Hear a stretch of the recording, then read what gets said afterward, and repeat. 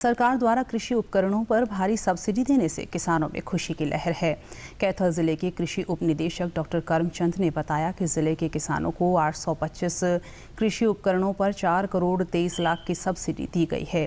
उन्होंने कहा कि विभिन्न योजनाओं के तहत किसानों को 720 रोटावेटर मशीनों पर 3 करोड़ 47 लाख और अन्य 105 मशीनों पर 76 लाख रुपए की सब्सिडी दी गई। उन्होंने कहा कि मजदूरों की कमी को यह मशीनें दूर करेंगी और आधुनिक खेती से किसानों की फसल का उत्पादन भी अधिक होगा। कृषि उपनिदेशक ने बताया कि फसल अवशेष प्रबंधन पर किसानों को जागरूक करने के लिए जागरूकता अभियान के तहत नुक्कड़ नाटक, गोष्ठियां की जाएंगी और दीवारों पर स्लोगन लिखवाए जाएंगे। कृषि अधिकारी पुरुषोत्तम लाल ने कहा कि सरकार की इन योजनाओं से किसानों को बहुत लाभ पहुंचेगा। किसानों ने कहा कि सरकार की सभी योजनाएं किसान हितैषी हैं, इससे उनकी आमदनी में भी बढ़ोतरी होगी। इसमें 10 DSR मशीन हैं, 6 स्ट्रावेलर मशीन हैं, 10 हे रैक हैं और दूसरी अन्य मशीनें हैं।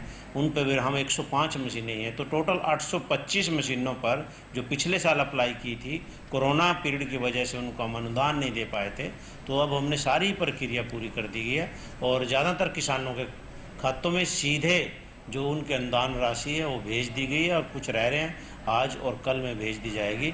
भारत सरकार द्वारा भी और हरियाणा सरकार द्वारा भी किसानों की आय दुगनी करने के लिए बहुत प्रयास किए जा रहे हैं। किसानों को 50% से लेके 80% तक अनुदान दिया जा रहा है।